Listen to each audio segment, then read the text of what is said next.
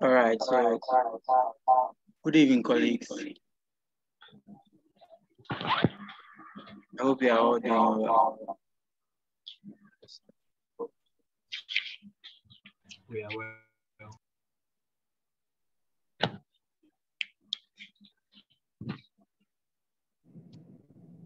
Yeah, good evening.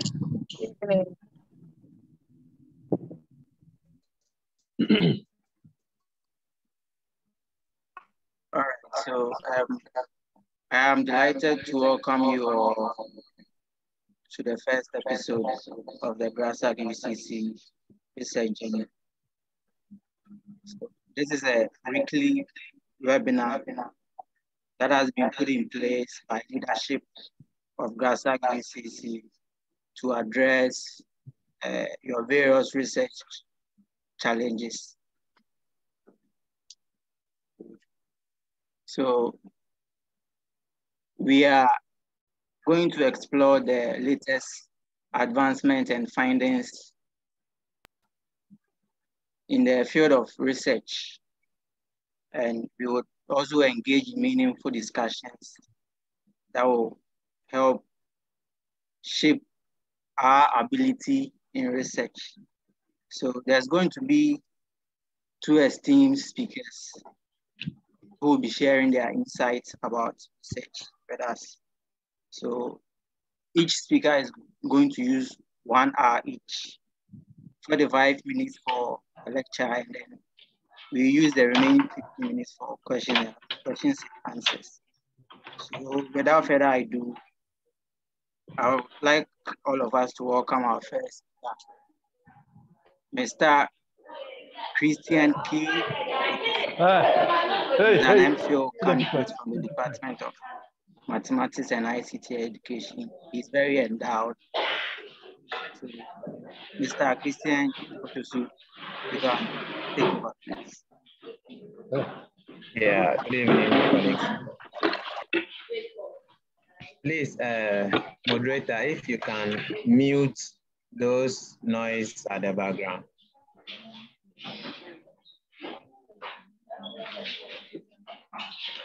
All right, please, can everyone hear me?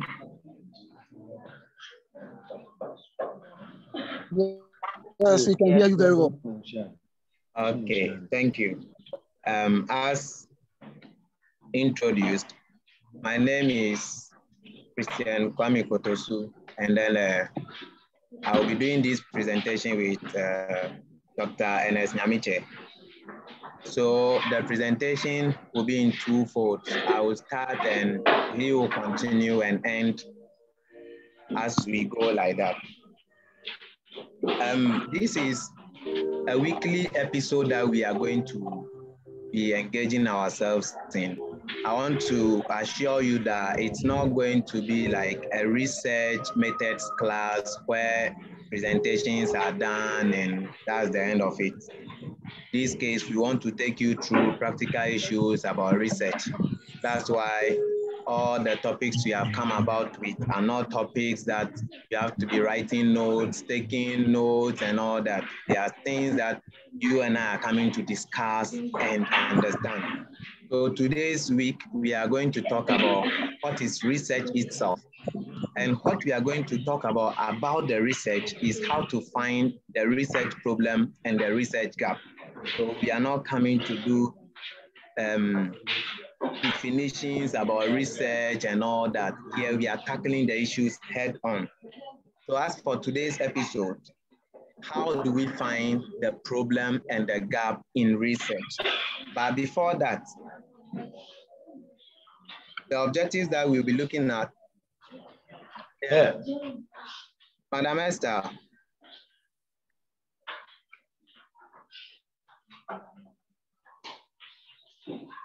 Please, someone raise their hand. Okay, let me continue.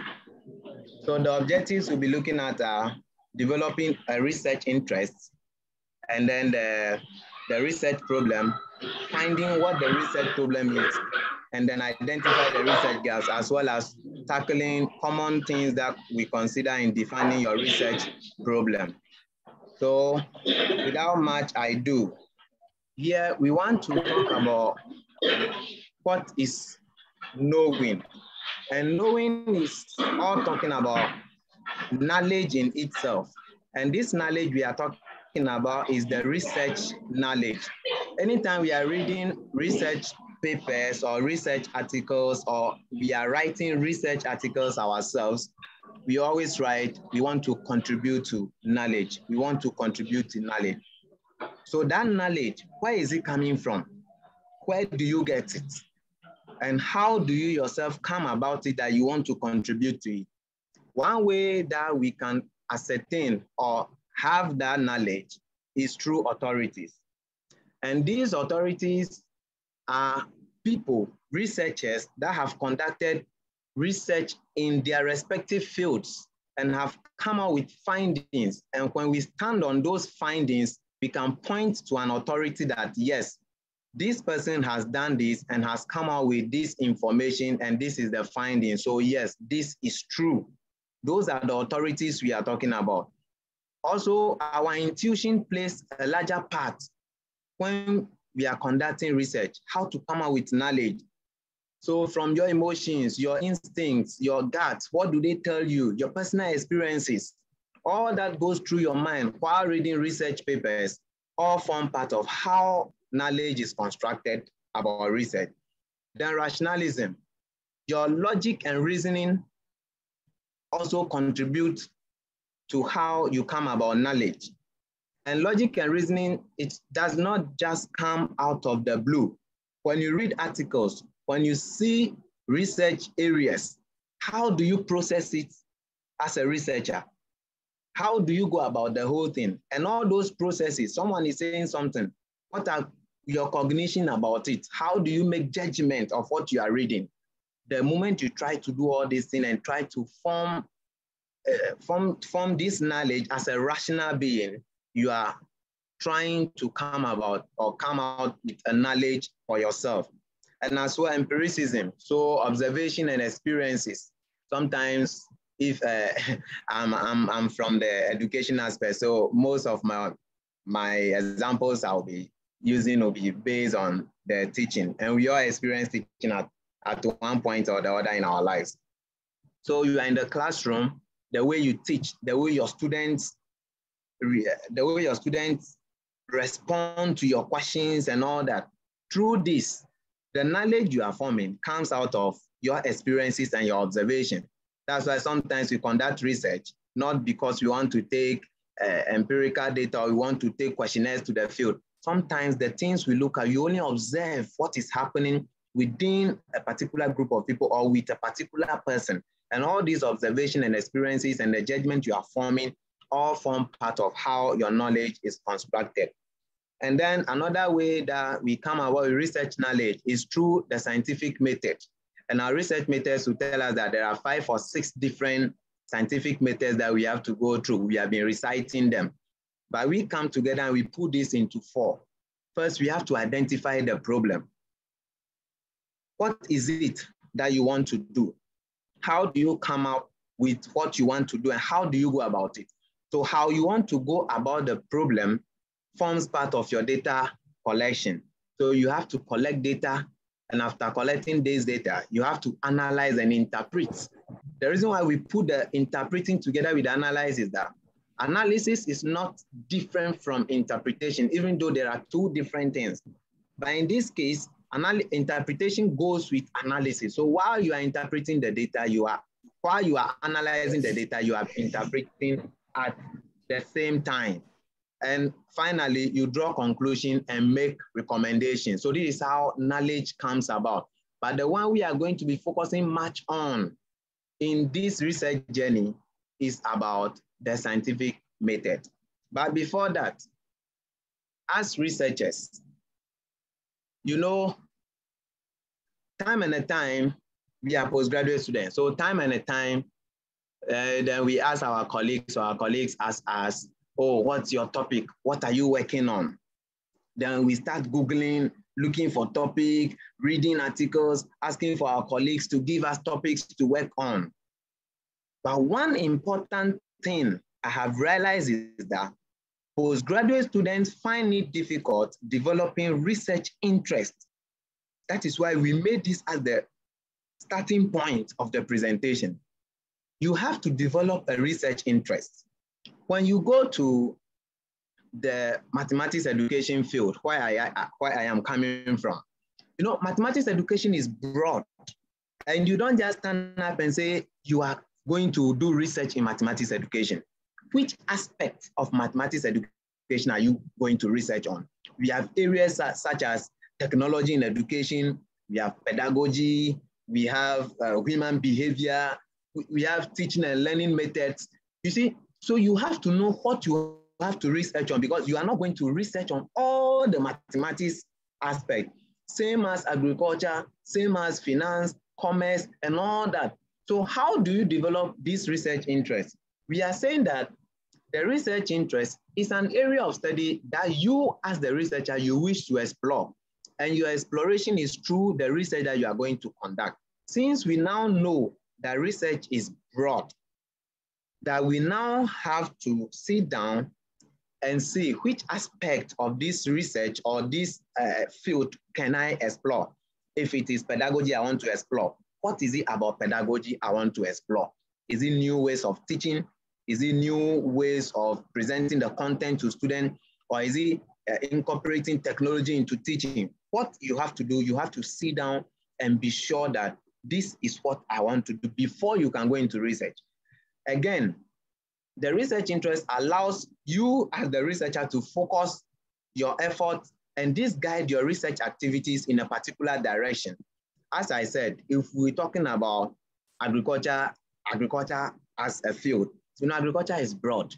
Is it plantation? Is it agriculture engineering? So until you sit down and know that this is the interest that you want to go through, then all directions that you are going to go through for your research are tailored towards a particular field. Not today, you pick this topic, you are here. Tomorrow, they ask you, why do you want to do that? Oh, sorry. Then you quickly pick another one. Then they ask you, why do you want to do that? Oh, sorry. Then you are all over the place. No. So as postgraduate student, the first and foremost thing I will indulge us to do is to develop a research interest. So how can we develop research interest? Sometimes through what interests us. And as a postgraduate student, through your studies, your theoretical distance, your methodologies, your research that you are taking, from the very first day that you start lectures and start reading articles, you have to get to understand what interests you. And what interests you sometimes are based on personal experiences, sometimes on your academic background, and sometimes as current events unfold. So as current events unfold, which aspect do you want to move to? Again, mentorship. Mentorship comes in a form that we have our lecturers who are very good in the field, and every lecturer has their own field. Even though you will see 15 teachers, 30 lecturers teaching the same program, but they are all teaching different aspects of that same program. That should tell us that each and every person have their own interest in whatever they are doing. And as well, we can go to these lecturers, talk to them, ask them more questions about their interest in the research. If they tell us what interests us, or if we are happy that, oh, this is one way, or this is something that I think I can learn from this man or this woman and become a very good researcher, why not? You go through that way. Again, you have to attend conferences and workshops. Conference in the form that postgraduate students, each and every day, there are research seminars going around. Sometimes not research seminars, but we have vivas going around. So your seniors will come and defend their proposals, will come and do their progress report. Some will come and do their final viva for passing, so that they can have their either MPhil or PhD degrees. We have to inculcate the habit of attending these conferences. The more we attend this conference, the more exposed we are to all the interest in our research field or in our academic background. So You could attend one of these conferences and someone might have come with a very good presentation. If your interest is there, or you have seen that this is something that I think I can do, you can quickly approach this person to serve as your mentor. So you see, so the mentors are not just in isolation. And what interests you is not also in isolation. They are all built upon different things, such as when you attend conferences, whoever you see there, whatever the presentation the person has made or has done, that becomes your interest. Then we move back to understanding what interests you. Then if you take that person to guide you through the research field, that person automatically becomes your mentor. And as well, we have to learn how to identify gaps in the literature. In identification of the gaps, we'll talk about it much in the subsequent presentations. But the little I have to say about it is that identifying gaps in literature is very, very important because research is broad. Research is not an easy journey. We have to collect data, we have to analyze data, we have to interpret the data, we have to make conclusions and all that. And there is no one way approach to getting that result. So whatever someone has done, the methodology the person used, the kind of analysis the person used, the population, the sampling technique, all those things that the person used for their research, you as a researcher can sit down and say, good, this guy used all these approaches. What if this approach is also explored? What will be the result? Then you can now set that as a gap you have found in other people's works. And then you conduct your research using your alternative methodology to come out with the findings. Again, in developing the research, we have come out with a model called the bamboo growth model. We all know what the bamboo is. The picture on my left, that is a budding of a bamboo. This budding of a bamboo takes years to develop its roots. All these years that it is taking to develop its root, it's preparing itself that it can grow and hold a very long, gigantic stick as the one on my right. So if you want to develop a research interest, you don't just stand up one day and say, this is my research interest. You have to sit down and read. I can bear with you that in all your postgraduate lectures, especially your research methods class, lecturers come and they tell you to read, read, and read. That tells you that reading is a very important aspect of your research interest. If you don't read what others have done, you will not know what is being done and what you can also do.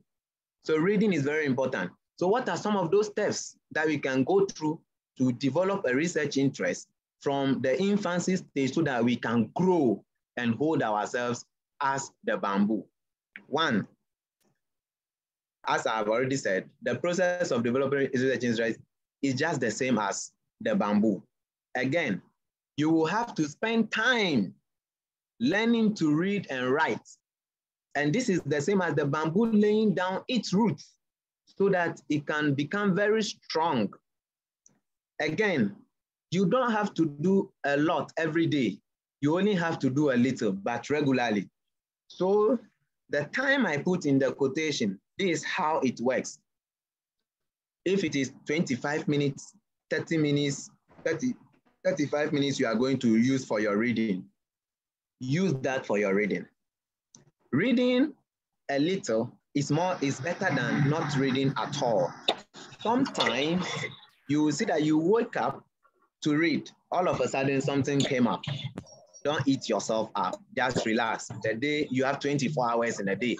And if you miss out your 25 minutes, there is always another 25 minutes in the day to catch up with your reading. Now, while you are doing this reading, you have to learn how to write. And writing, I know someone will say, but I know writing from kindergarten up to here. Yes, I know. Hello, Amos, please, can you mute your microphone?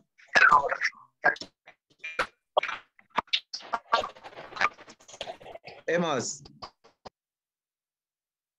Good, thank you. So someone will say, we already know how to write. Normal writing is different from research writing. And someone will ask, what are those things I need to be writing while I'm reading research articles? One, what is the purpose of the research article you are reading? The one who conducted the research, what was the purpose of that research? If you get the purpose of all those research, what are these objectives that have been laid down so that this purpose can be achieved? What are the methodologies that this person have gone through? What sampling techniques, what analysis techniques, all these things form part of the methodology. So while you are putting that thing down, what are the person's findings and the conclusions, and what are their recommendations? So this, we call it in research annotated bibliography. Okay, I think after the presentation, if you want to have a feel of this annotated bibliography and how it works, you can contact me. So you are putting down all these things. If it is one research article a day, you do that. If it is a week you are going to do, you do it. Then you now sit down. What is common among all what I have read? What are they all pointing to? What were their recommendations? And how many of the current researchers have actually achieved those recommendations? The moment you start reading, doing, and writing all these things, one way or the other, you are going to develop your research interests. Good. So I call on Dr. Nyamiche to continue with how to find the research problem and the research gap.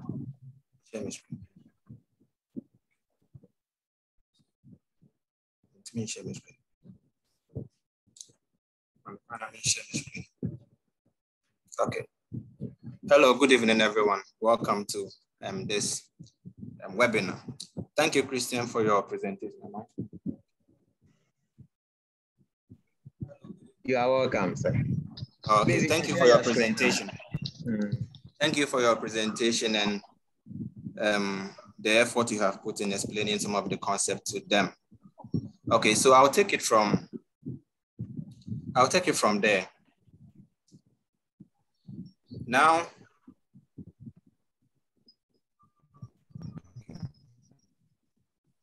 okay, so we are dealing with the research problem. Now, already Christian have made the point that research, which is the scientific method of knowing, has to do with identifying a problem, collecting data, analyzing the data, and then trying to interpret the results and make some conclusions. So how then do we start with research?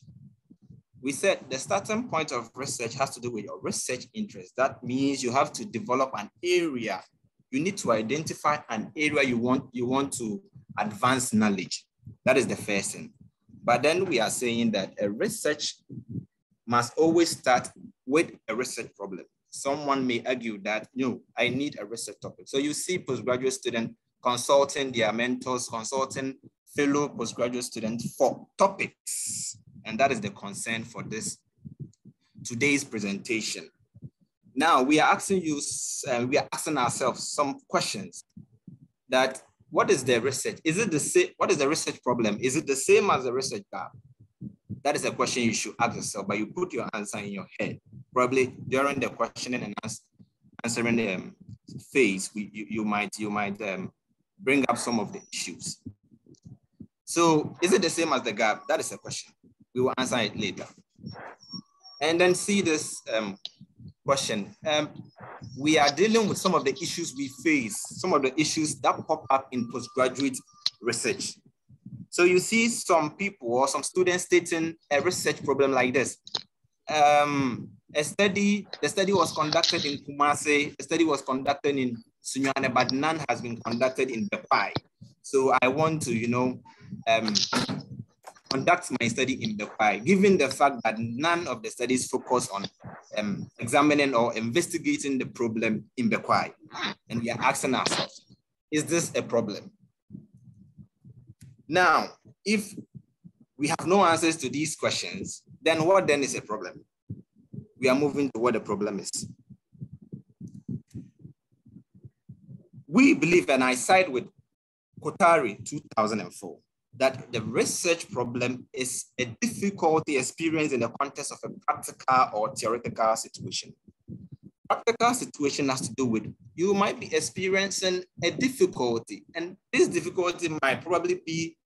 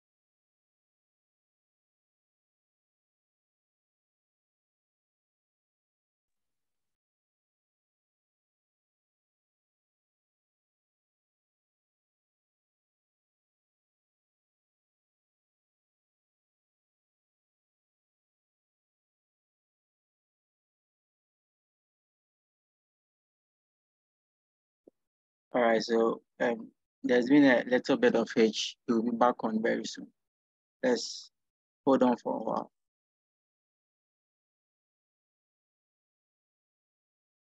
But I think whilst he's trying to get on, Mr. Kotosu, if you have anything to say.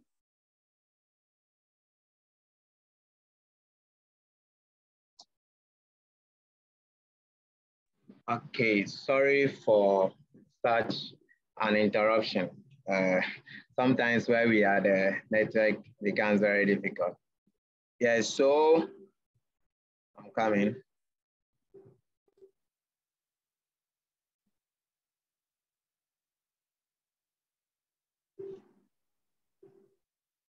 Okay.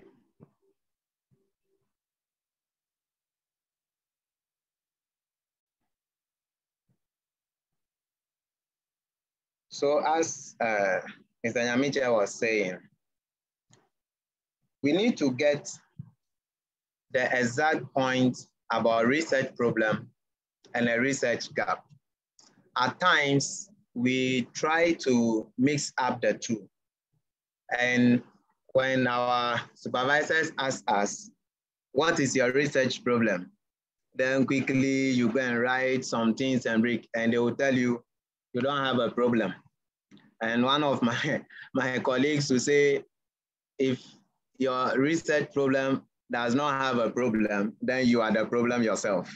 So we want to find out why or how we can be the problem ourselves at times. Now,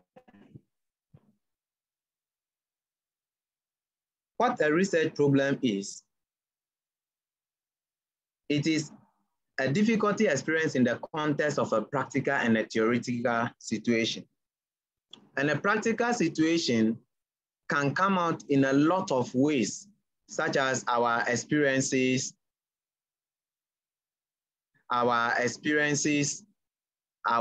people we talk to, and all those points. But before I start or I continue, the research problem is a broad concept. Most of us confuse that with the research topic.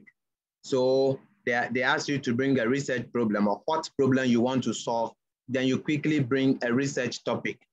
Mind you, that the research topic that you have brought, you still have to define a problem about that research topic. And whatever you have come out with, a lot of people have worked on that. Okay, so what is the problem about that you yourself you want to do?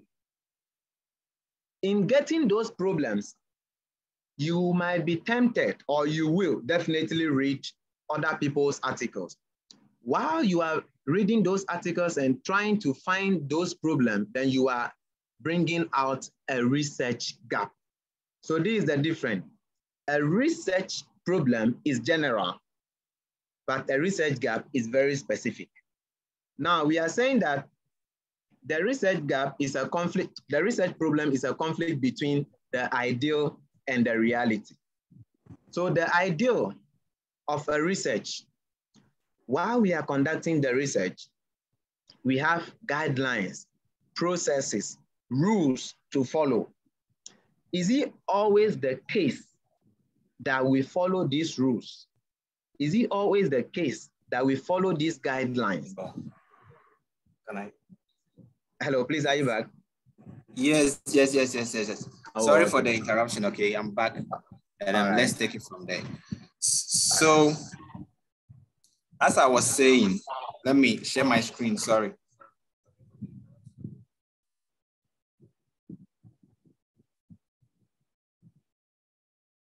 Okay.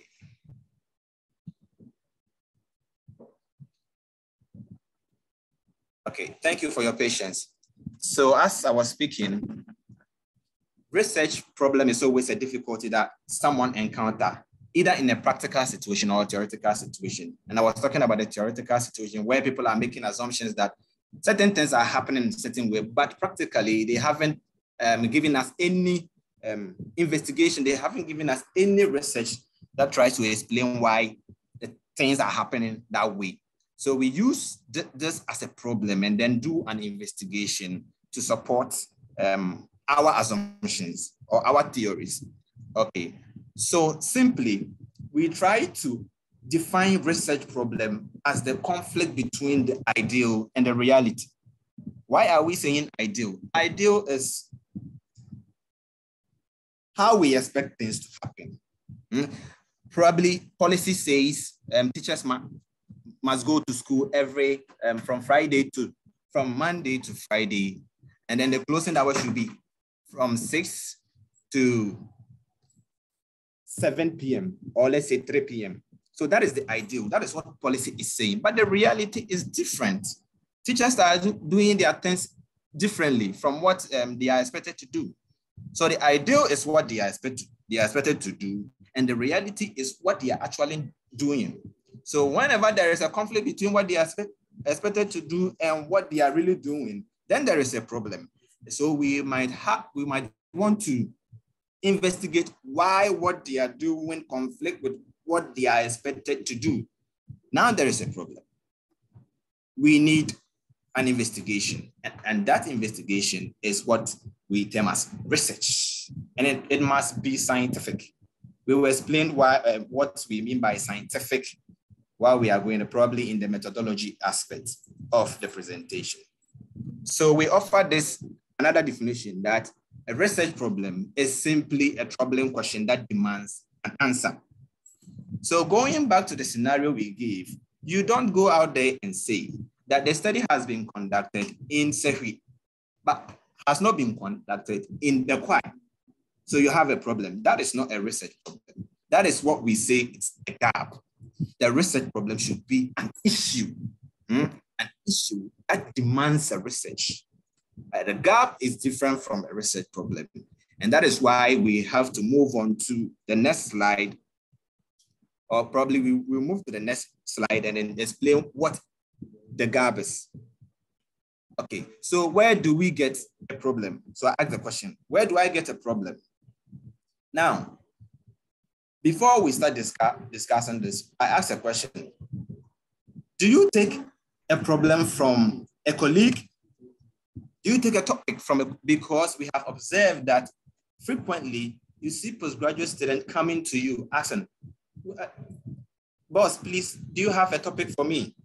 The moment you do that, you put yourself into trouble, because if someone gives you a research topic, that is fine, but you need to ask the person to give you an explanation of the context of the topic. The person should give you further explanation as to how he or she came by the research topic, because topics are just, in the literal sense, topics are just some caption we give to research, in the literal sense. But then the research problem is what motivated you to, embark on that investigation. You should have observed something. So if you ask for a topic, ask the one you ask the topic from to explain the context of the topic, to explain the problem that led to the topic. So if you have a topic, you don't have anything, you don't have an issue, you just have a caption. or a broad area to investigate, but you don't have an experience about the problem itself. So please, we are advising that you don't take problems from a colleague. Even if you want to do that, let the colleague give you an explanation of where the problem is coming from. We mean the context of the problem, okay? So we go on to say that we don't just accept topics from our colleagues, but we should also ensure that when we are getting the problem, it should come from probably our personal experience, our everyday experiences. That is where we get the problem itself. That is where we get the conflict between the ideal and the reality. The conflict between what people are expected to do and what they are actually doing. So the differences give us the problem. You are supposed to go to school every morning, 6 o'clock as a teacher, but then you come very late. So that is your lateness is the reality, and that is what we are investigating. Okay, so that is the problem. Okay, another issue is that you can also read journals, books, and other media. You may get a problem.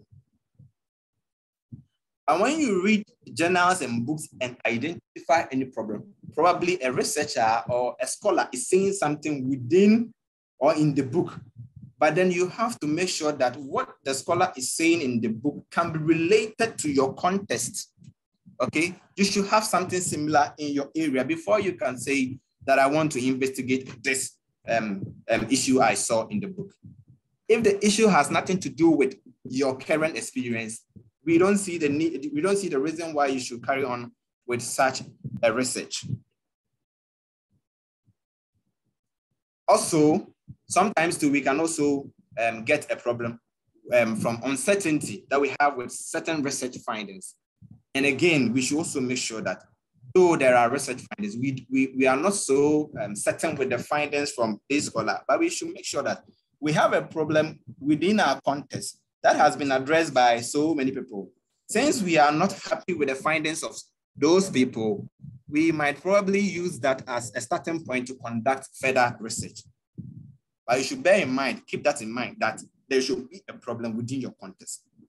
It is not always the issue, but then from where I'm coming from, that is from the education aspect, a personal experience of the problem is very important.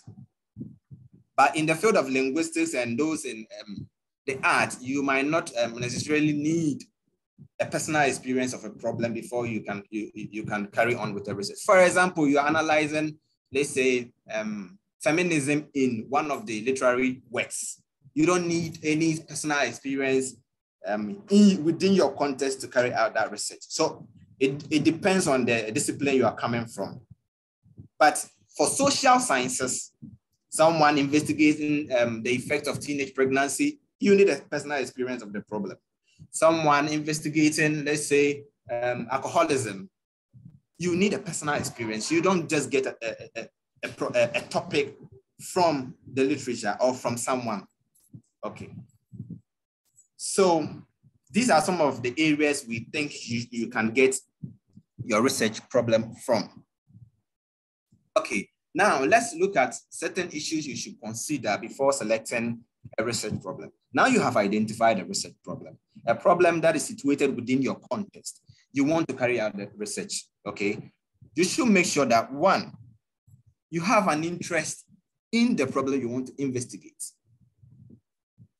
And Christian told you, the first presenter told you, that you need to build an area that you want to advance knowledge, you want to contribute to knowledge. It should be something you want to build yourself in. Because at the end of the day, when they are identifying you as a scholar, you'll be identified in relation to where you research. So don't just spread your wings and then start doing, randomly doing research from that field, the other field, so many fields. At least get 2, 3, 4 fields that you want to explore. So select a problem that fits your interest. Now, as this is what I want to say is reality, because we are postgraduate students, we know some of the issues. We need to also consider the interests of our supervisors. It shouldn't be the case, but then let's talk reality.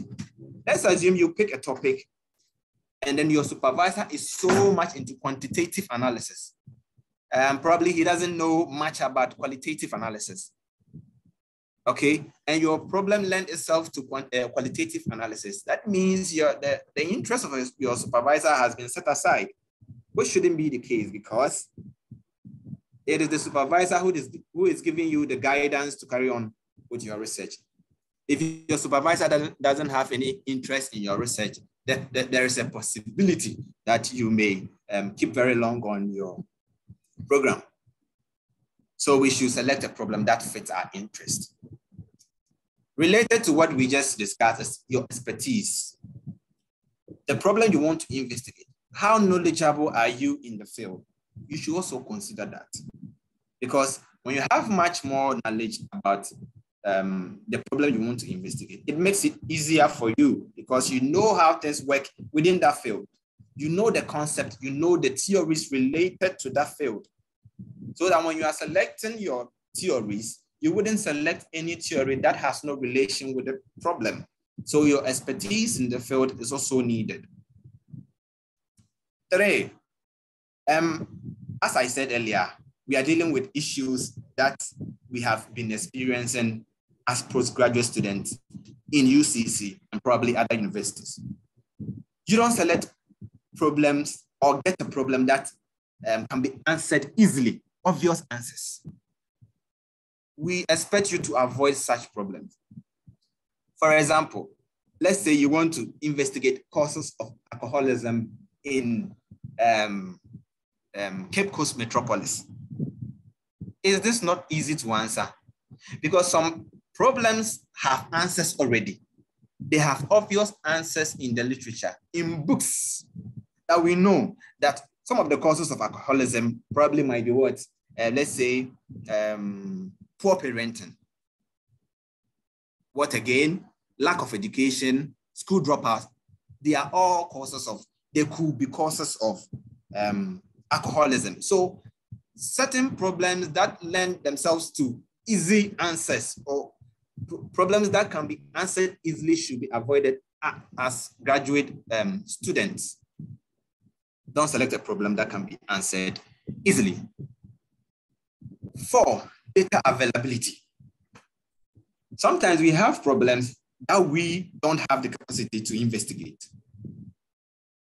Let's say your problem has to do with the perception of vice chancellors towards inclusive education. Data availability. Ask yourself, can you go to the office of the vice chancellor, interview the vice chancellor, and say, I want to, conduct an interview pertaining to your perceptions towards inclusive education? Availability of data. Your respondents may not be available for you to collect data. It's another point you should consider when selecting your problem. And the overall relevance of the research problem. And this has to do with your discipline. You are investigating an issue that has no relation to your discipline.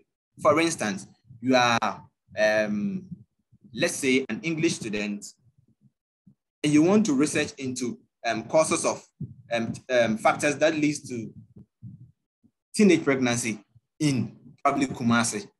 It has no relation to the study of English language. So why do you choose it? You are a nursing student and you want to investigate the teachers' challenge with students with, let's say, hearing impairment. You are a nursing student, so you ask yourself, how is this important to me? So the point is, we must always make sure that the problem we are investigating is relevant to our field of study. Else, you will get the proposal defense and you ask you, what is the essence of your research? How relevant is it to you or to us in this particular field? So you should make sure that the problem we select fits or suits our field of study. And then ethical issues also comes to play. We should also make sure that the problem we are investigating wouldn't trample upon people's privacy. When the problem has such issues, we need to, avoid it or else we should also make sure that we know all the ethical protocols associated with such an investigation, and we must respect that.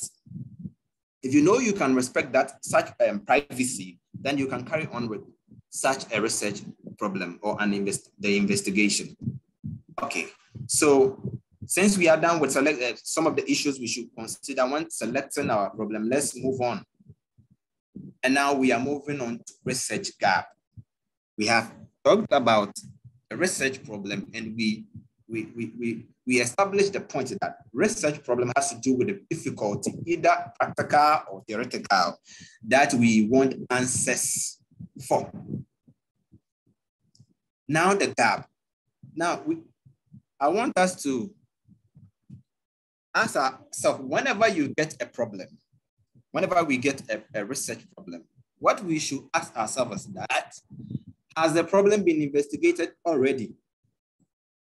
The problem we have identified, is there no literature on it? Has it not been investigated already? Yes, that is the first question you need to ask yourself, and that will lead you to the gaps. So when you're asking when you have that question in mind, then you say, let's assume the question is yes, the problem has been investigated already. But then you ask yourself again that, when was it investigated? Probably the issue at hand has a literature, but the literature is somewhere 1990. How many years down the line? Let's assume it is 70 years now down the line. We ask ourselves, is it not too old? Situations have changed.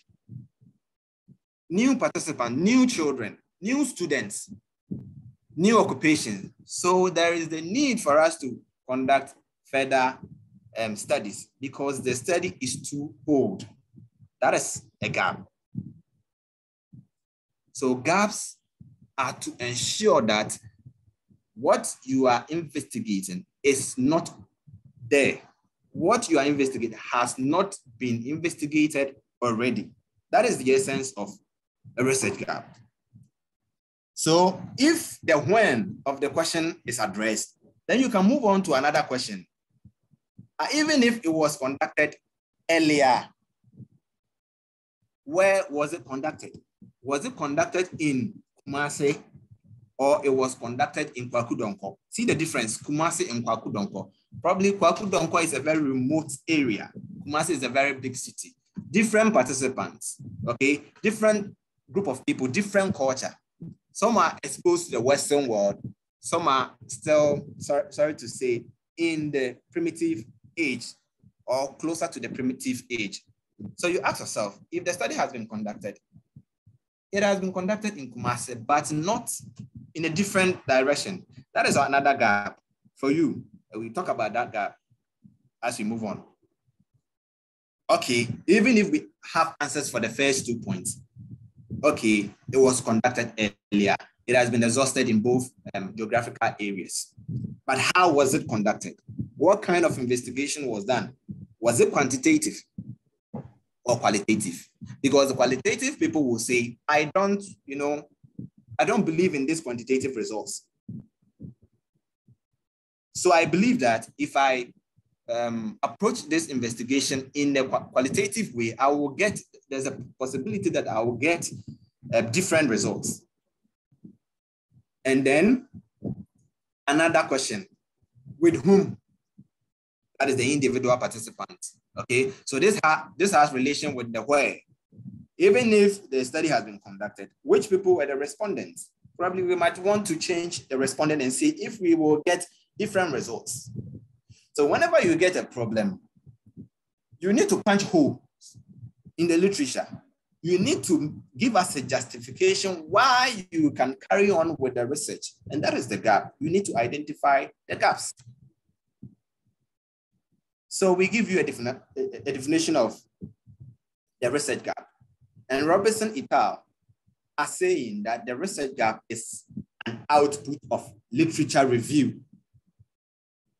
Before you identify a research gap, you need to read the literature well. When you are reading the literature, you keep in mind that when was the study conducted? If there was a study related to what you want to or similar to what you want to, some people might say, no, don't carry on this research because the research has already been investigated or done by someone else. Then you ask yourself, if the research has been done, when was it done? Where? How? With whom? So you read the literature and try to identify some of these issues. And then that will give you a justification to carry on with a research problem or to carry on with your investigation.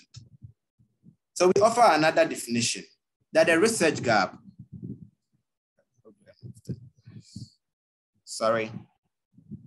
that a research gap is a void in literature, a vacancy within the literature that demands further investigation. And what are these vacancies?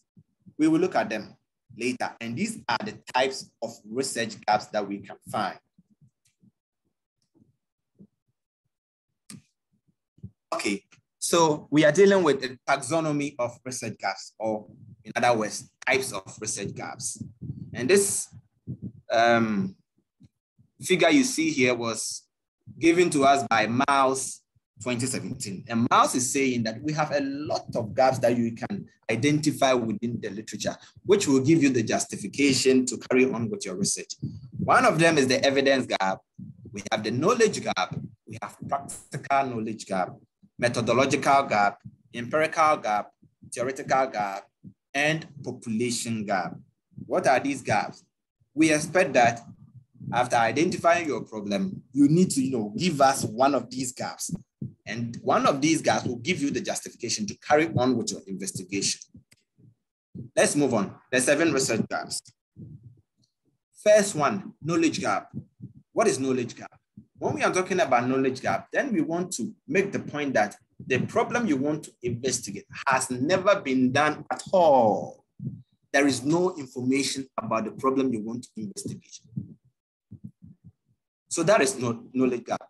So the definition goes like, knowledge may not exist in a field or on the topic at all.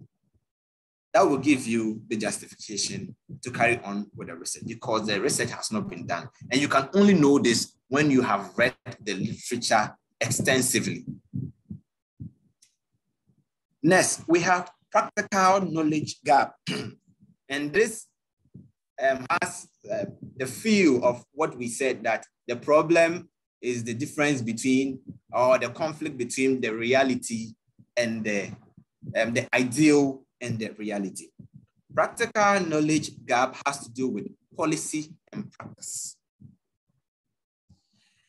And it goes like this. It is always the conflict that arises when professionals' actual behavior differs from the advocated behavior. Let's assume we expect nurses to be very calm. Sorry to say if I talk, let's say in a harsh manner towards your profession. Let's say nurses are supposed to behave in a particular way. Nurses are not supposed to use phones during when they are at work, but then they are using it. It means they are conflicting what the policy says. They are not adhering to the guidelines or the principles of the policy. Then we must investigate them. In my own field, which is the Ghanaian language field, we have a policy that from primary 1 to primary 4, teachers are supposed to use the first language as language of instruction and then continue with English only instruction from P4 to P6. But then you see some schools starting from P1, English only, whether the child is very proficient in English or not. So they are going wayward. They are violating what the policy says. So this is a practical knowledge gap, a conflict between the actual, the expected behavior or the advocated behavior and the actual behavior. And then again, I say it is the discrepancy between the policy and practice. Again, we have evidence gap. Evidence gap pop up whenever research findings from different scholars are at variance. They don't meet. There is no convergence in the research findings, but it is the same problem they are investigating. So I investigate the same problem, this problem, I bring out my findings. Another person would then investigate the same problem, but the findings are different. So that will give us the justification to further our investigation, because the findings that exist in literature conflict each other. So that is evidence gap. Existing literature findings or existing research findings conflict each other.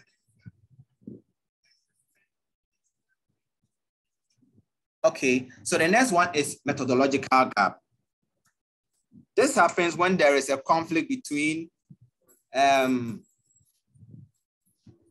this is where, as a researcher, you feel that the approach which was taken by one of the researchers is more of quantitative, and you feel that the quantitative findings are not convincing enough. So you want to approach the same research problem qualitatively. You have used this as a methodological gap, and it's a fine justification for investigating further the research problem. Someone will also wake up one day and say, no, the problem has been investigated with qualitative approach and then quantitative approach. As a researcher, you believe, no, you are not convinced. So you want to merge the two. So probably you are approaching the same problem with a mixed method kind of research. That is a methodological gap. So someone will say, this your study has been conducted already. Then you can make the claim, or you can establish the fact that no, it has been investigated already, but then the research approaches are not convincing enough. So I believe that the findings are not appropriate. So I want to further this investigation with the best approach, probably the mixed method, the qualitative or quantitative. So that is methodological gap. We have empirical gap. When we talk in research, when we talk about empirical, then we mean actual investigation, a field investigation, an evidence-based investigation. There are so many issues. There are propositions. People are saying this happens, that happens, but they cannot point out, they cannot give us evidence. Okay, so if there are no evidence to support a speculation or a proposition or a theory, then we have empirical gap. Then you as a researcher, you take it upon yourself and say, no, since people are just saying things that this will happen, they are mere speculations. I want to, investigate that empirically. I want to go to the field, ask questions, and then know the truth. Okay, so let's assume that people are saying, all those guys into Burton are doing so because they are not serious in life. That is a speculation. There is no empirical evidence to back that. All those engaged in sports betting are poor. It's just a speculation. We need evidence, a scientific evidence to support that. That is where empirical gap comes in. Now let's go to theoretical gap. We start a research and there are so many issues that we explain with theories. So you can also fish out this gap.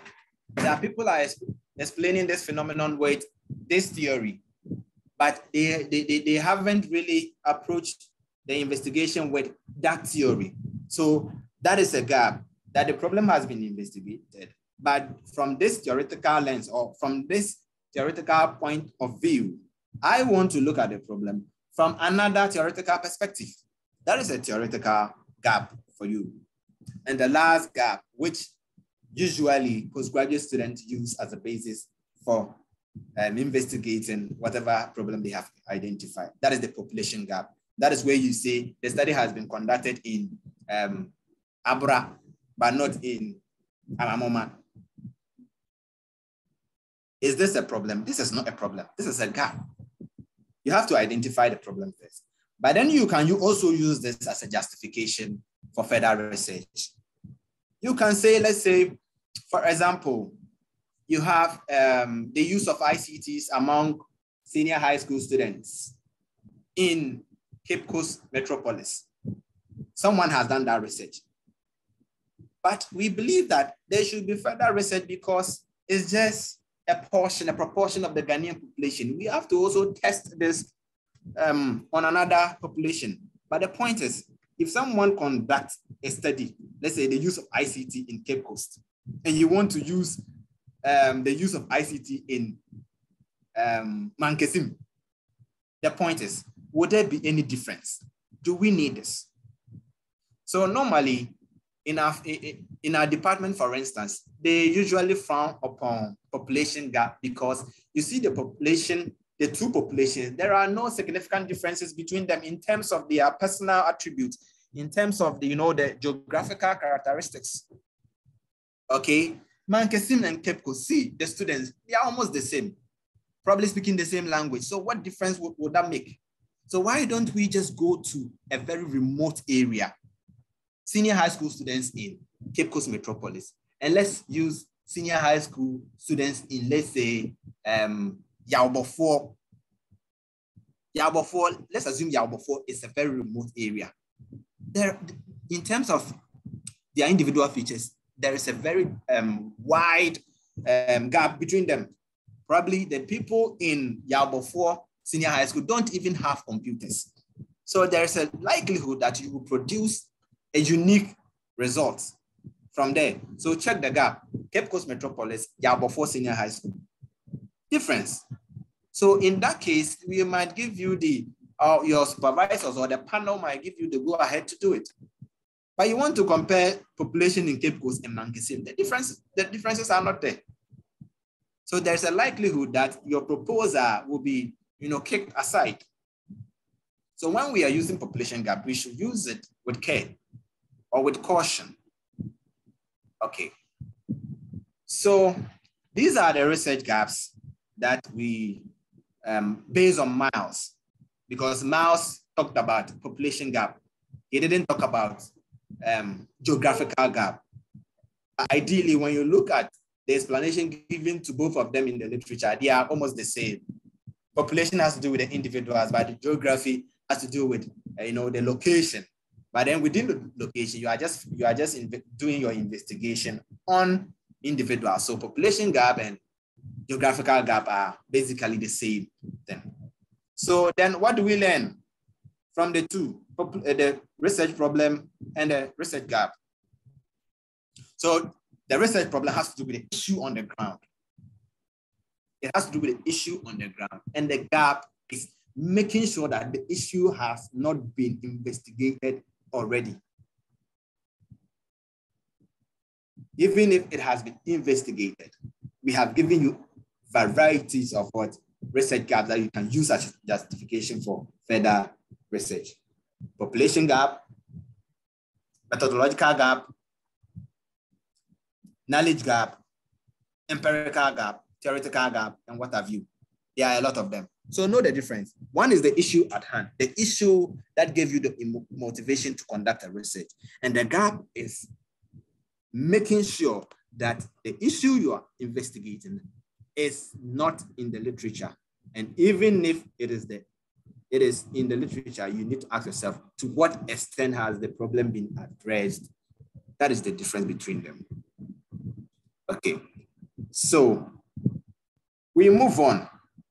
So I say that though your problem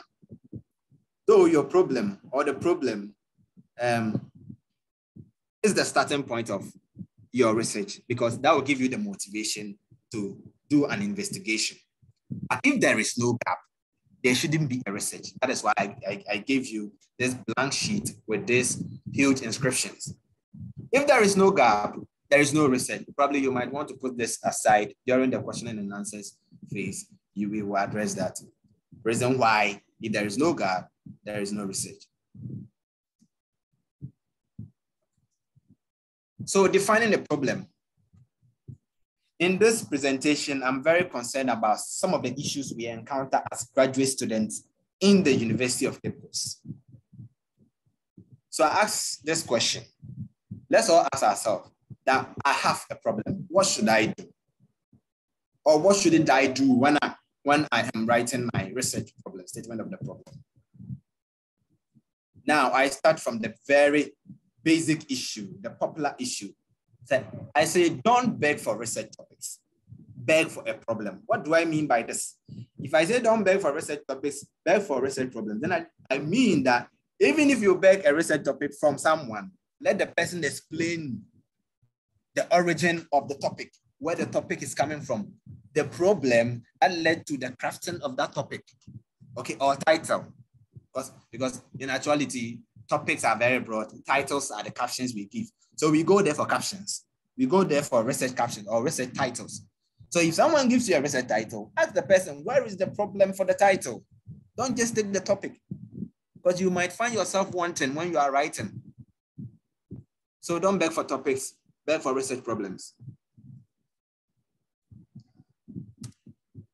Also, always contextualize the research problem. When I talk of contextualization of research problem, then I want to tell you that you need to let us know where the problem was experienced, okay?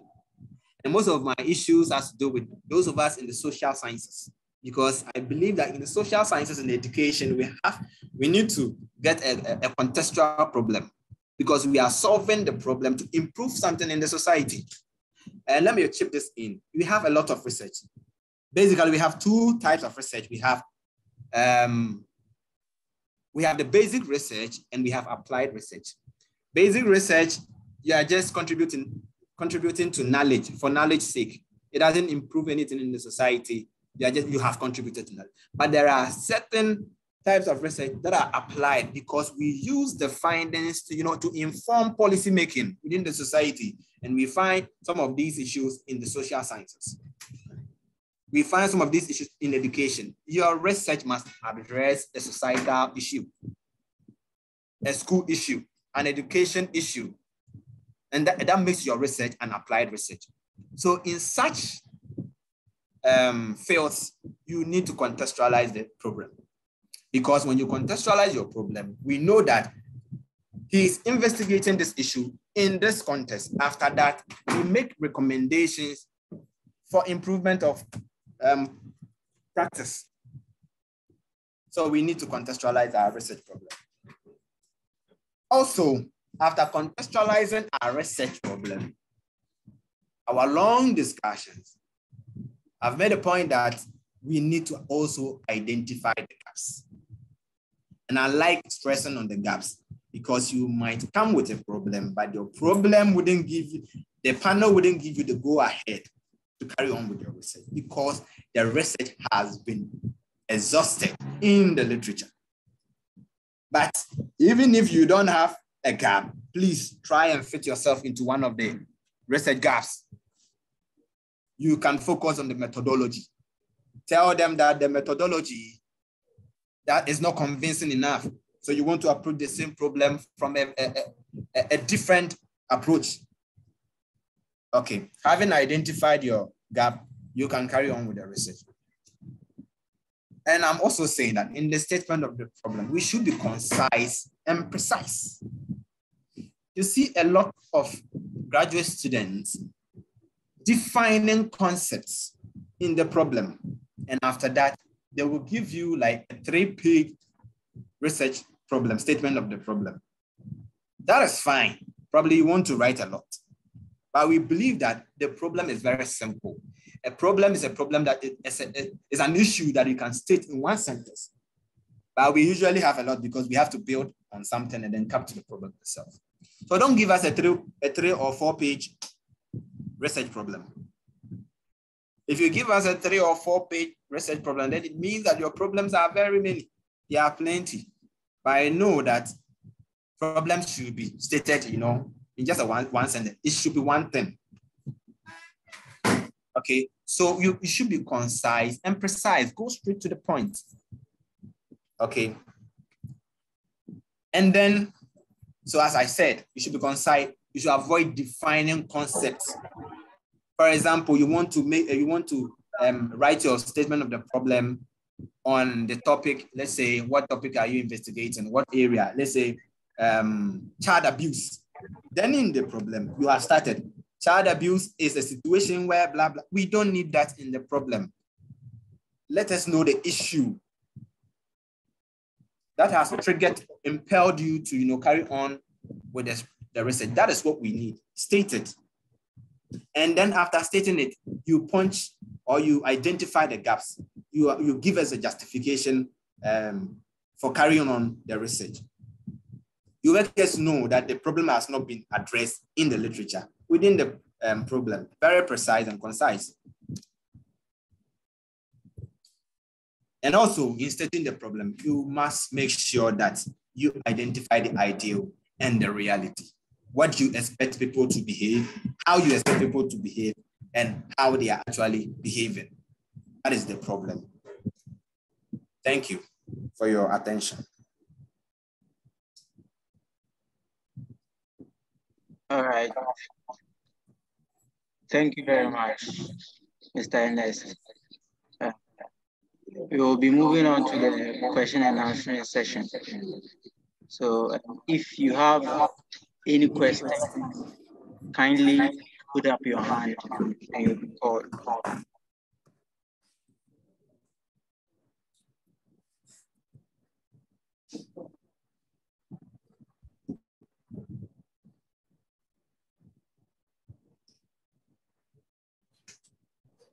All right, so if you have any questions, kindly put up your hand, please. There are hands up.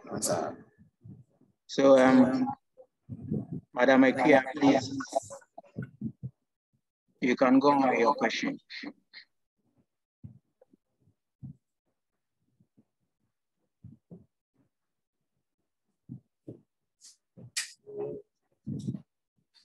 Madam Akia, please ask your question.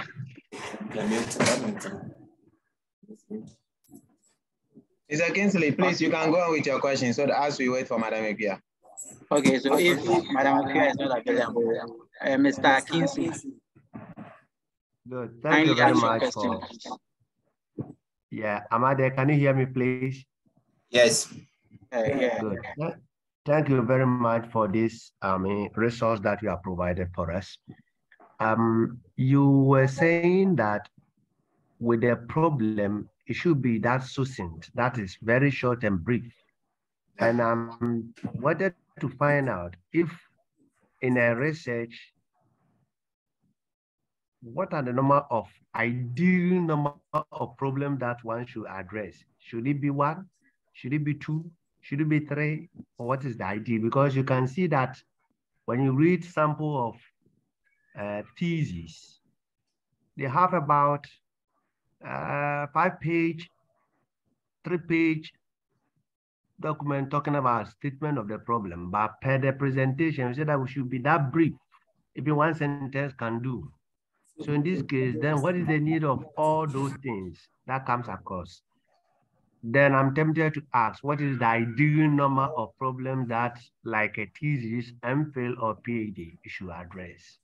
So if I'm clear, thank you very much. Okay, thank you for your question. Okay, thank you very much, Mr. Kingston. So, Madam Akia, please, if you can hear me, kindly ask your question.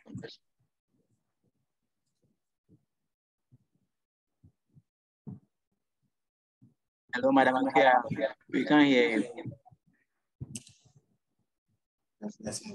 Okay, so if Madam Akia is not being heard, Mr. Addison, please go on with your question, please. Muted. It's muted.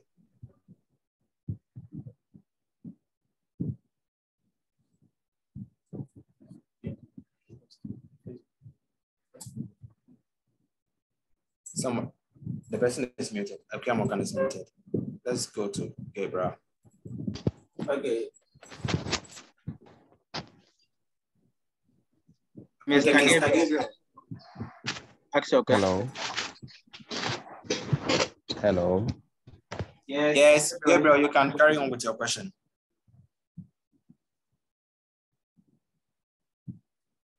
Mr. Gabriel. Hello. Mr. Gabriel, you can ask the question. My question has to do with research problem. If you can go back to that slide then. Okay, you need further explanation of the problem, right?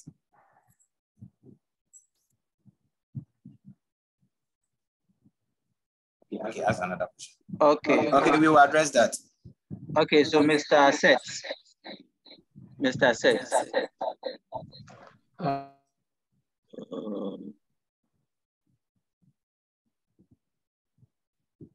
Hello, Mr. Seth, can you hear me?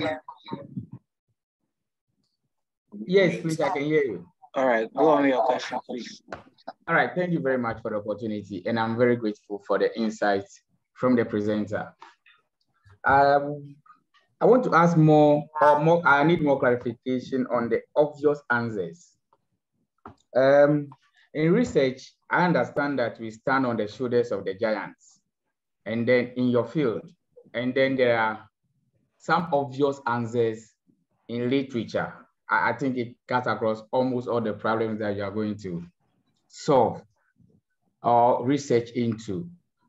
Now, when the presenter was presenting, he said we should not venture into problems that have obvious answers. What do you do in that case? Is it that once there is an answer to a problem that you want to investigate, or there's a lot of answers, you just need to look for another problem, or there's a way you can go about it? Thank you. Okay. Okay, thank you, Mr. Seth. I don't know, iPhone, if you are ready, kindly ask your question. Hello, please, good evening, and thank you for this opportunity. My name is Mavis. I just joined the line, but unfortunately, I think everything has been gone, and I did not get anything. So I'm pleading if you can get a slide, and probably we can also go through. Okay. That's what I'm requesting. Thank you very much. So we will take another question. This one is just. So, Madam Akia, I don't know if your problem is resolved now. You can ask the question.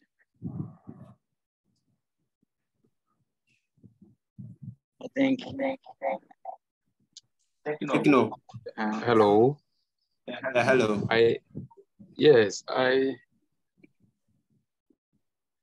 For the presentation, I think it's really educative for us. My question has to do with the research gaps he talked about.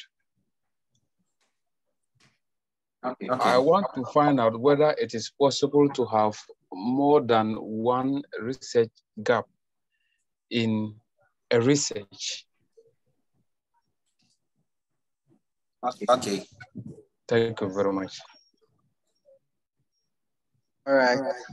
Thank you. So he will tackle the first set of questions. If he's done, we'll move on to the second set of questions, please. Okay. So the question pertaining to the number of problems to be addressed, this issue came up because of the fact that I said you should be precise. You shouldn't exceed more than 3-4 pages.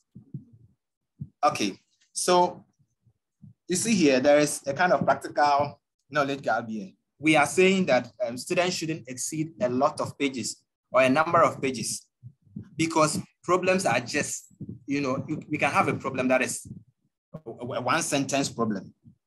But then probably you have people have a lot of pages for their research problem because they are probably identifying a lot of gaps in the literature. Okay, so people are having a lot of pages because one, there could be the issue of identifying a lot of research gaps. So that answers the last person who asked. So you can, for gaps, there is no limit to the number of gaps you should identify. It is your preference. You can decide to identify all the gaps, provided they are true, provided there are literature to support the gaps you are identifying. So you can have a lot of gaps. And probably that could be one of the reasons why you would exceed 1 or 2 pages. But ideally, I don't see the reason why a research problem should be more than 2 or 3. And I want to make this disclaimer that the fact that we see a lot of UCC thesis exceeding 4 or 5 pages doesn't mean that is the best practice. Yes. And we don't know why the person exceeded that much. And I'm giving you this, that apart from identification of gaps, I don't see the reason why problems should exceed 2 or 3 pages. And the number of pages too, we don't really have a limit. We don't really have a limit. We are only saying that you should keep it brief, because the more you keep it brief, the more people or readers get the understanding of what you really want to do straight away. The more you write, the more you distort the problem. Okay? So we expect that at least keep your research problems brief, because research problem is something you can state in just 1 sentence. All the other narratives are just a build-up to the problem. Okay, so in the first paragraph, in the first 2 or 3 paragraphs, you should point to the research problem. Okay, the rest should be gaps. The research problem should come first. The rest should be identification of what? Gaps.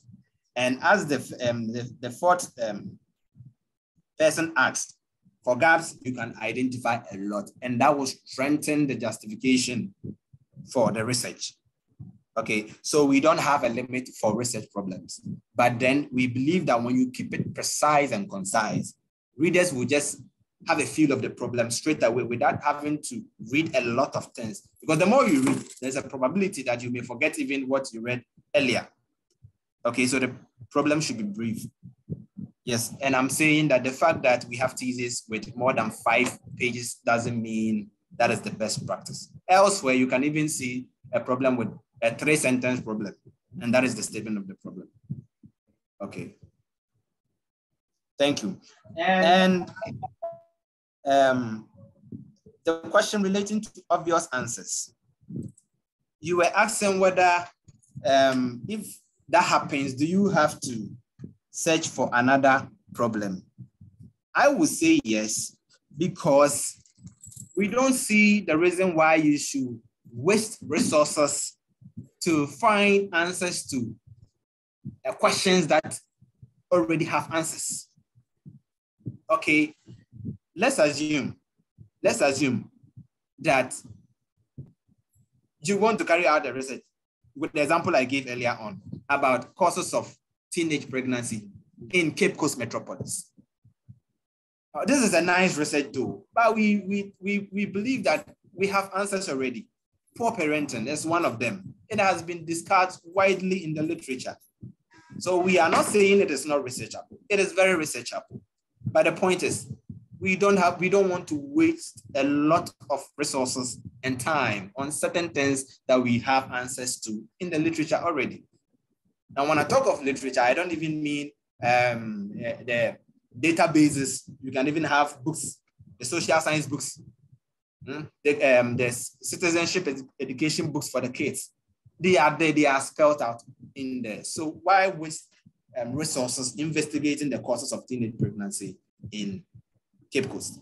So it is a nice research though, but we believe it is somewhat, and sorry to say, a waste of time to find answers to what we already know.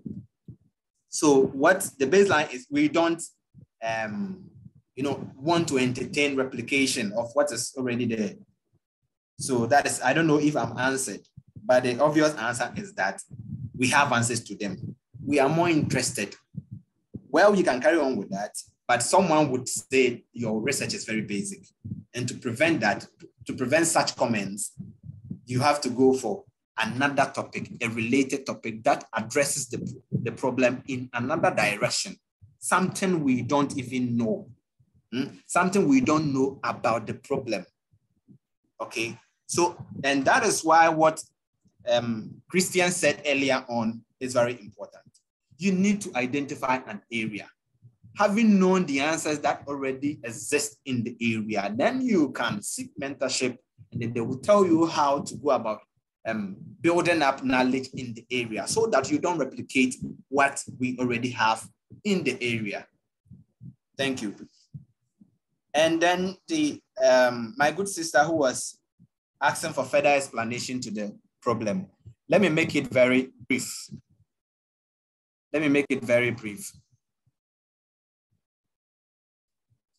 Okay. We're making it very brief. We said that the problem is the conflict between the ideal and the reality. That is our own conceptualization of what research problem is. Because we expect things to happen in a particular way, but then they are happening in another way. And we are asking ourselves, why are things going that way? Then we need to find answers to them. For example, children are supposed to get married before, okay, from a cultural perspective, children are supposed to get married before they get pregnant and give birth. But then at the age of 12, they are pregnant. That is a deviation from the norm. From a cultural perspective, it is a deviation because our culture expects us to, get married before we give birth. But children are giving birth at the age of 12. That is a conflict. There is a conflict. So that is the problem. The reality conflict with the ideal. What is happening conflict with what we expect to happen. And that is the problem.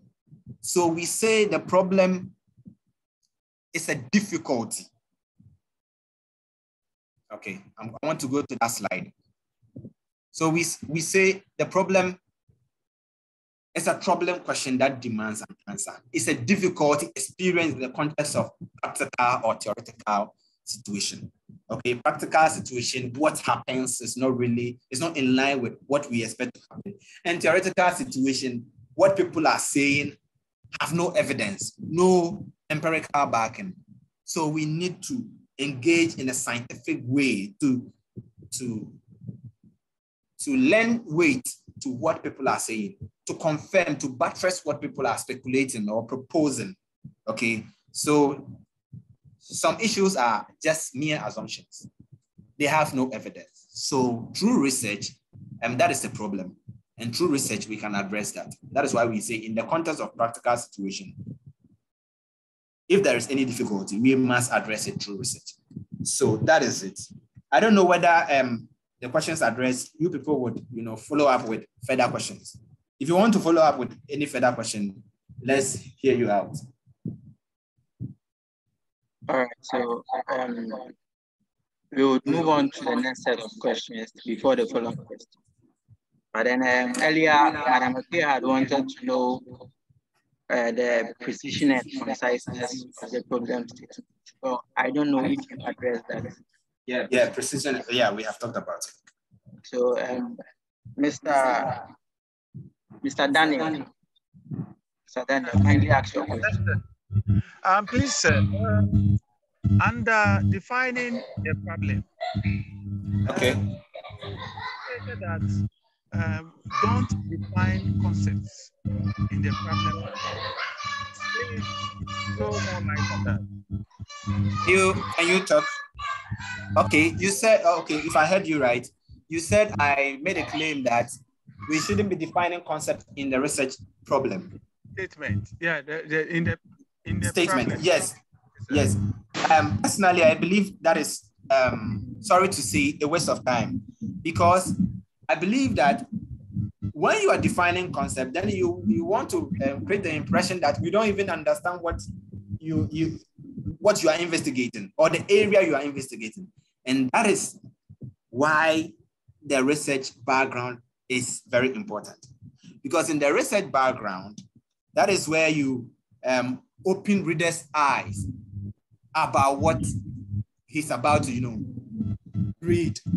Okay, so you can do such definition, but then not a detailed definition in the background, at least a simple conceptualization of what we are about to read.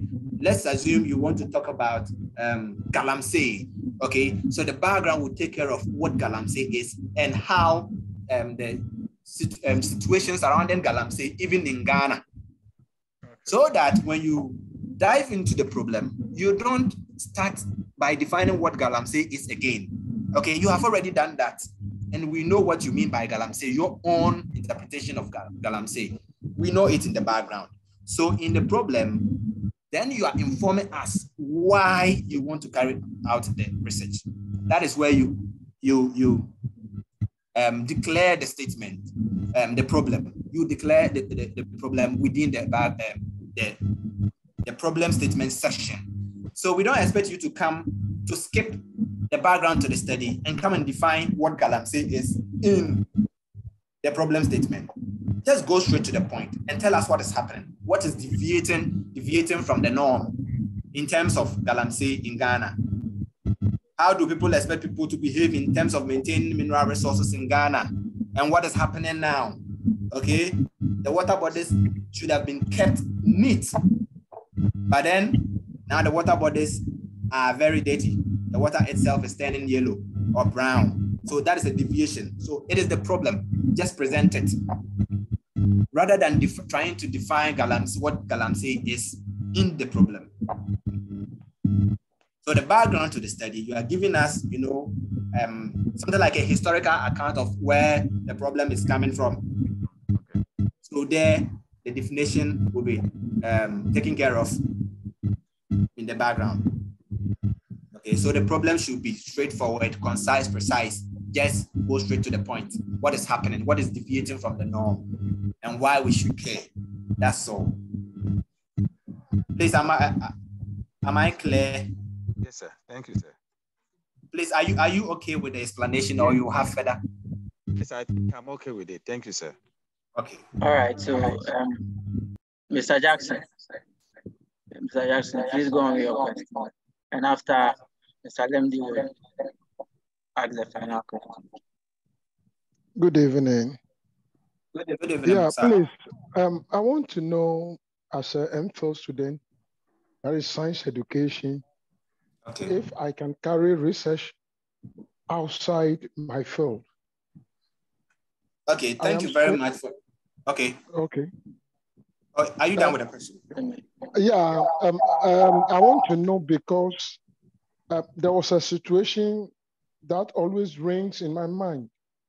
And okay. I think with this opportunity, I would like to investigate about it.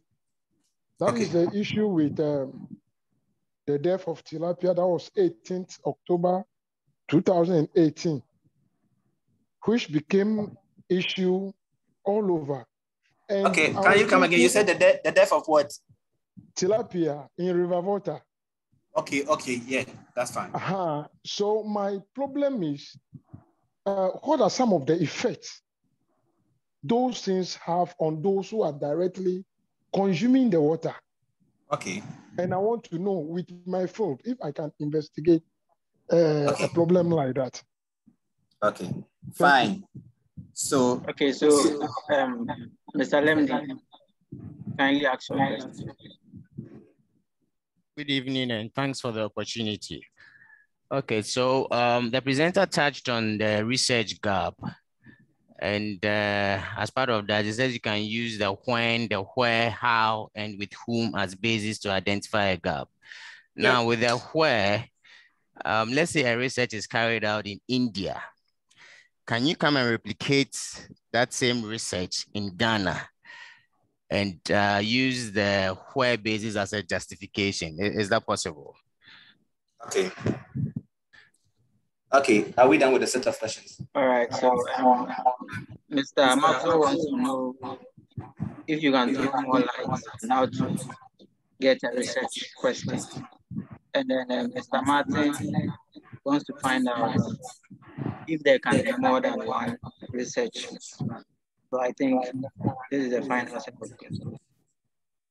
But if there's anyone who also wants to ask any question, the person can raise their hand.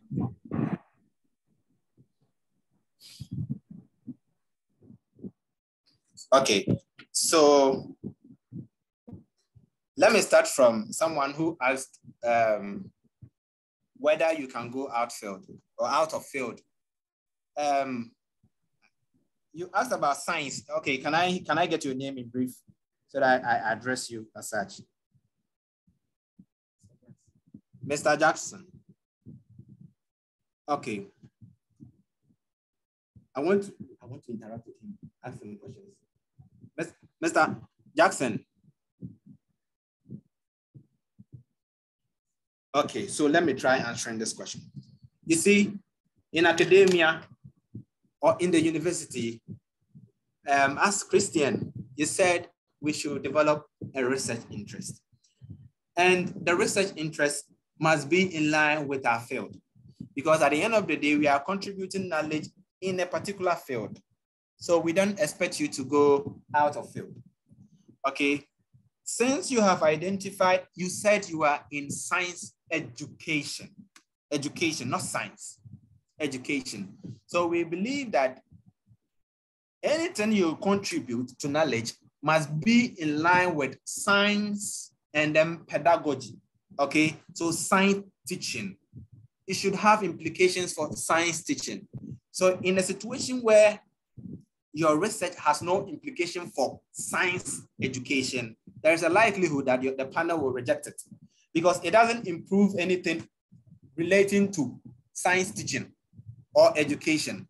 It is just a natural science issue you are investigating.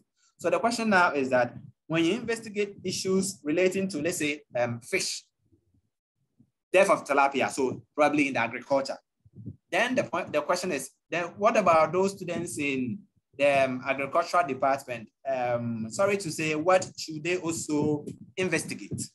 Okay, so they are responsible for that because they are advancing knowledge in agriculture.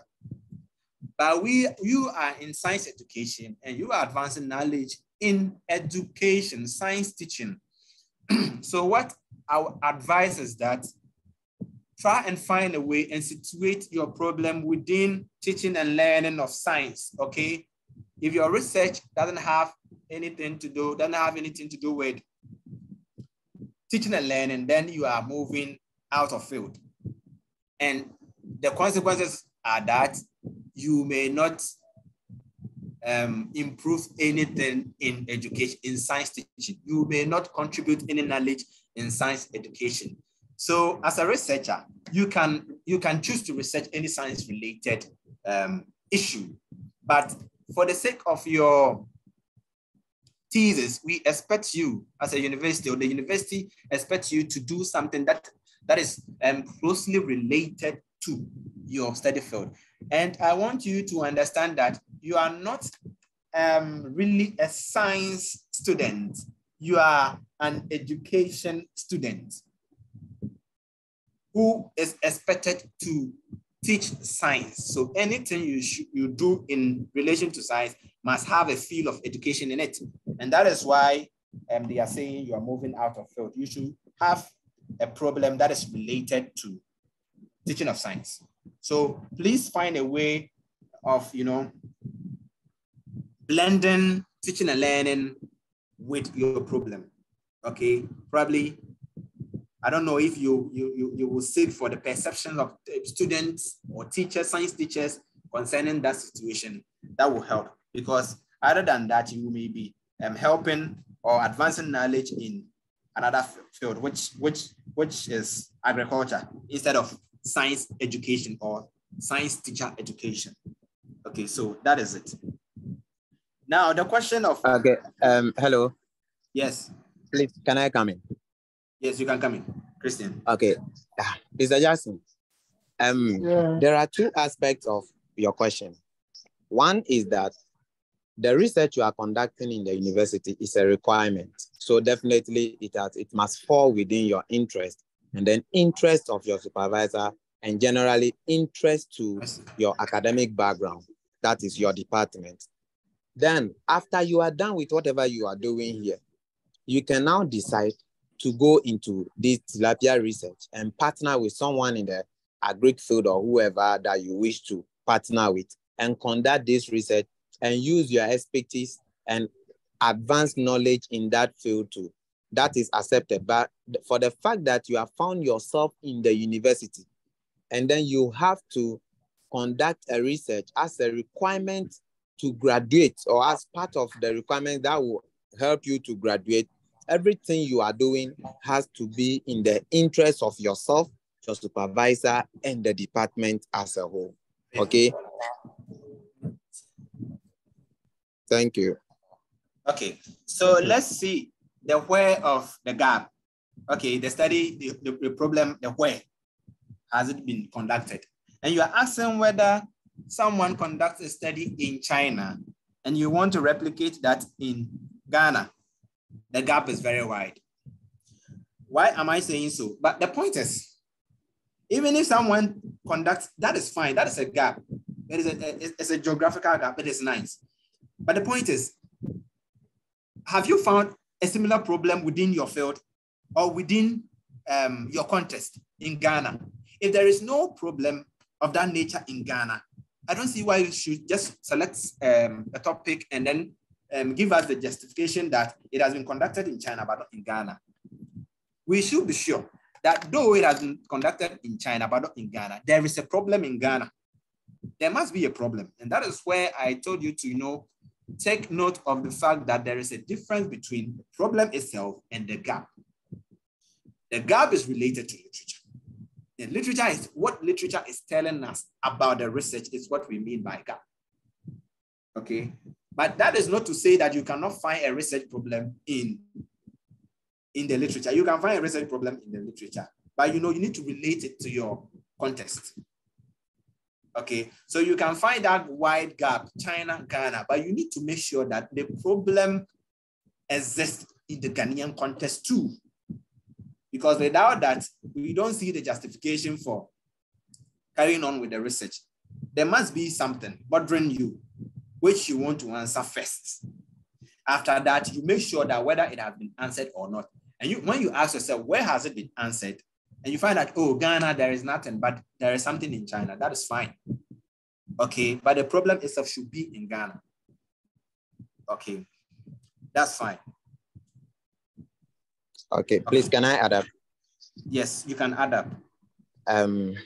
Yes, so a study conducted in China and replicating that study in Ghana. There are two ways. One, my boss will always tell me, don't fix what is not broken. Okay. That is why when you go to the methodology or the methods aspect of the research, that's chapter 3, we have a section called the study area. Now, the reason for that study area is not there for fun, because the reason why I made that statement is because anytime I go for proposal defense, vivas, conferences, and someone says, I am doing my work, for example, in Cape Coast Metropolis, or maybe secondary schools in the Cape Coast Metropolis, and then they ask, what is the problem with the schools in the Cape Coast Metropolis, or why are you using the Cape Coast Metropolis? Then they say, for proximity. No, proximity is not a scientific justification of where you are conducting the study. Now, the reason why I'm adding up is that if there is no problem at where you want to do your work in Ghana, one, the question is, can you survey the whole Ghana? That's the question. The fact that you cannot survey the whole Ghana, you will be pushed to select a particular geographic location in Ghana.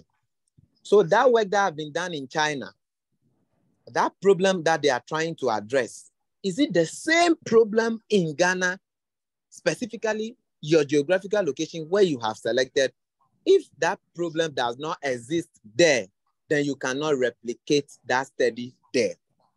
But if one way or the other, the problem that have been worked on in China is the same problem that is happening in where your study area is, and lo and behold, when you went through literature, no work or only few works have been done on that particular phenomenon in your study area. That is where you have selected. You can replicate that same study. The reason being that the gap of where, the where is that the variables that are surrounding those people in China, such as their gender, such as their experiences, such as their, there are a lot. And you don't see those same characteristics in the Ghanaian domain. Hence, it can be proven that these two groups of people will have differences in whatever you are trying to work on. Okay, but as the saying goes, do not fix what is not broken. Always make sure that the problem you are working on is existing at where you say you are going to do your research. And let's stop this idea of for proximity. No, that is not a scientific justification. Thank you. Okay, so let me add up to, this doesn't apply in all the fields. And I use the English department or the languages department. Let's say you want to do a literary analysis of one of the authors, a book of one of the authors. You might not need any contextualization. Sometimes it's just a motivation to do so because you are into literature and your problem might not be a practical problem within the society. Okay, sometimes it might be, for example, issues of gender imbalance and those, you can identify those, and then you can try to see how it reflects in the literary works of authors. That is fine. But sometimes you might not have any practical feel of the problem. It's just theoretical because of the field you are in. For example, the English languages, the Ghanaian languages, and French. When you are dealing with literature, most often we don't usually get practical problems. We just identify gaps. Okay, so I say this, probably we have so many students from different fields. Okay. So another question was asked, how to get research questions? Yes, someone asked that question. How to get research questions? And the fact that whether research question can be one or not. Are you there with us? Okay.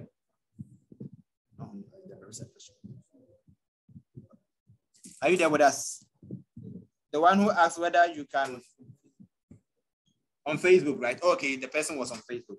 So the question is, yes, you can carry on with one research question. And the answer to the question, how can I get research gap? You should have research questions. You should have a lot of them.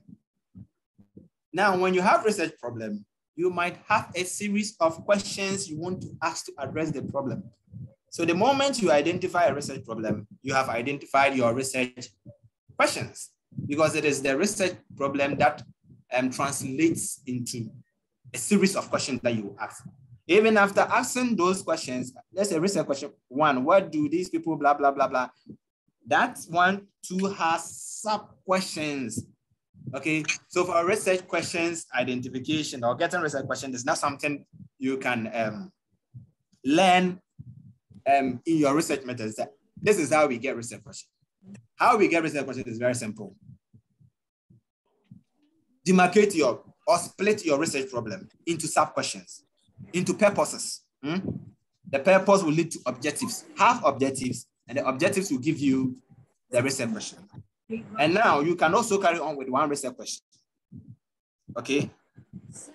People may think that having one research question wouldn't give you a lot of interpretation, wouldn't give you pages in your thesis. That is not true. You can have research questions, one research question that has a lot of sub-questions to be answered. So you can state your problem, and in your thesis, you can write one research question. But it all depends on the supervisor. Because I always say, we all have our differences, our point of views, our school of thought. The supervisor would say one research question, it doesn't make sense. Someone will say you can have 8 research questions, 10 research questions. So there are no limit to the number of research questions you can craft. But as to how to get a research question, I'm telling you, or what I can say to support that is that you can have them from the research problem. Okay, so we identify the nature of your research problems, and then we group them into questions. We split them into questions, because at the end of the day, when we answer those questions, the problem will be addressed. Okay.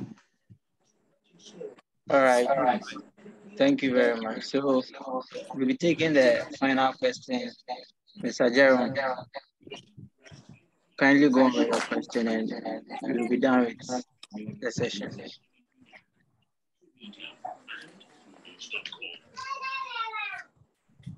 Mr. Jerome. Mr. Jerome? Okay. Okay, Mr. Jerome, we are listening.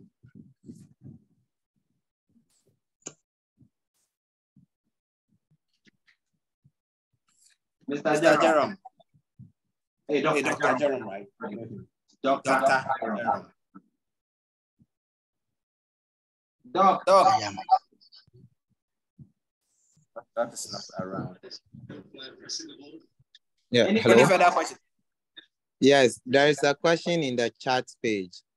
Okay. You advise that we carry out research in our fields of studies. Can you do one outside your field for publication? I think I've answered this question.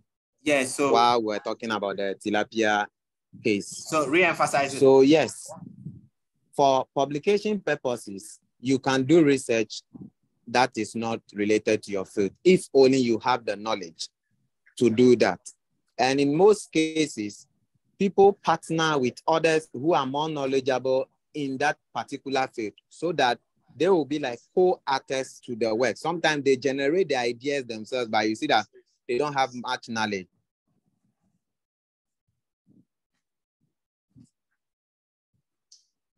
Okay. Christian, are you done with it?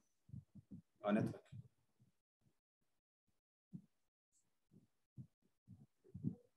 Christian.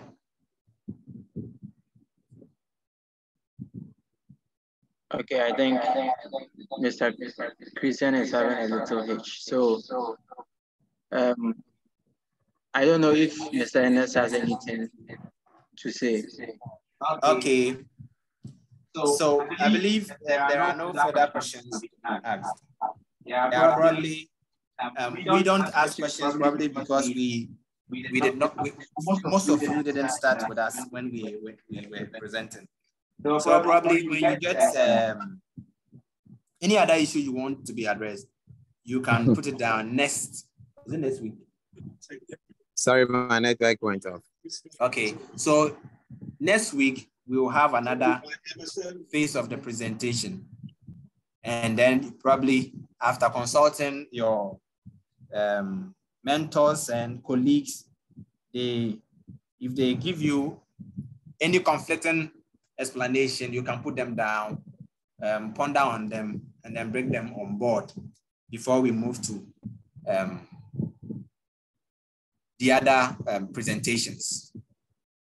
Okay, so before we end this presentation, I want us to know what we will be doing next week, so that if possible, you read on them and then bring your issues on board to be addressed.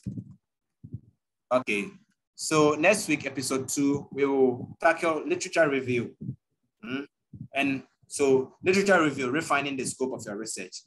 And you need to understand that the sole purpose of literature review, one of the purposes of literature review is to identify the gap, as we discussed earlier. So, Christian, do you have anything to say to them? Christian. Okay, Christian is out again. Yeah, I'm here. Okay, do you have anything to address? Not really. Yeah, not really. Okay, so I see a lot of participants on the page 89 or so, some on Facebook. Or if there are no further questions. You are almost 100. Yes, yeah. Thank you for your cooperation and presence. You have really contributed to the presentation. We look forward to hearing your views about the presentation in our next phase. And we will address them briefly before we move. Yes. Good evening. Evening. Thank you for this evening's lecture. But may I know why you fixed this important lecture at this time, and especially today? Okay. I think the reason is that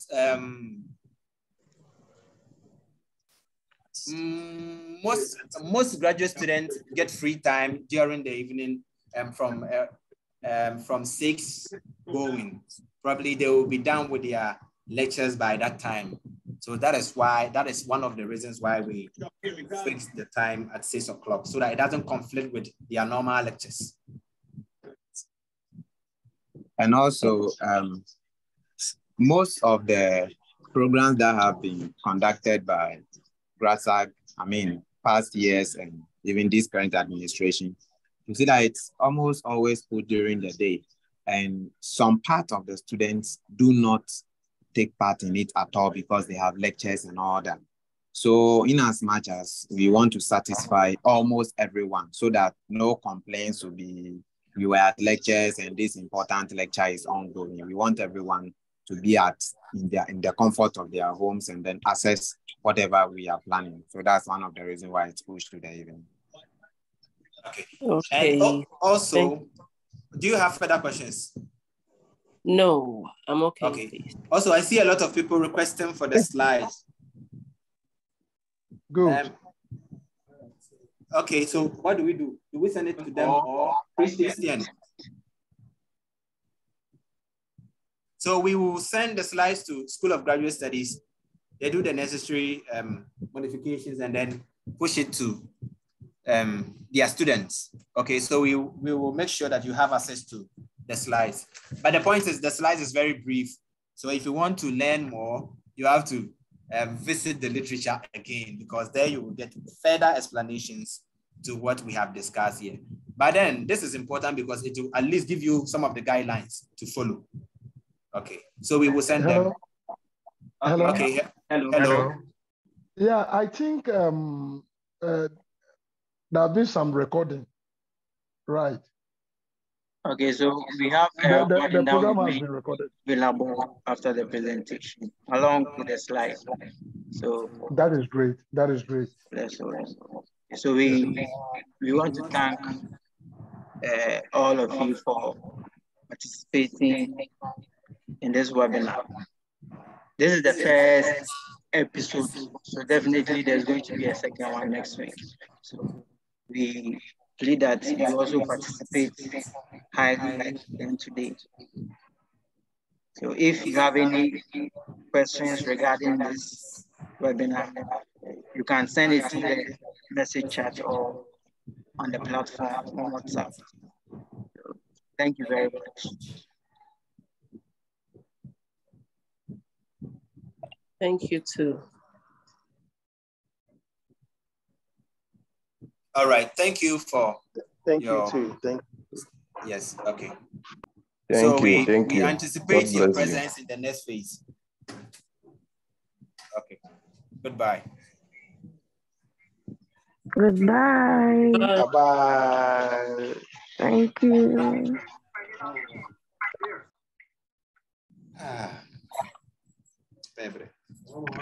We are very much grateful.